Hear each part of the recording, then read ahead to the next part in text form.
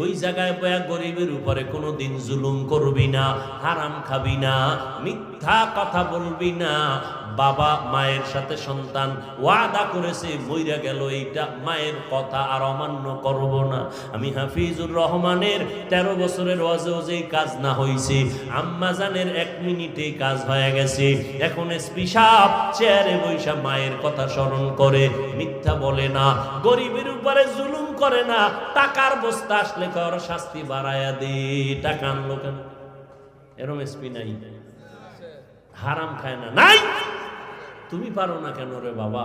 সুদের সাথে জড়িত হয়েছো, 24 ঘন্টার সেকেন্ডে সেকেন্ডে সেকেন্ডে মায়ের সাথে, গর্ভধারিণী মায়ের সাথে জিনার গুনাহ হচ্ছে।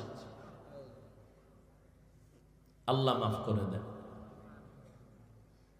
24 ঘন্টার সেকেন্ডে সেকেন্ডে সেকেন্ডে অনবরত কবিরা গুনাহ লেখা হচ্ছে।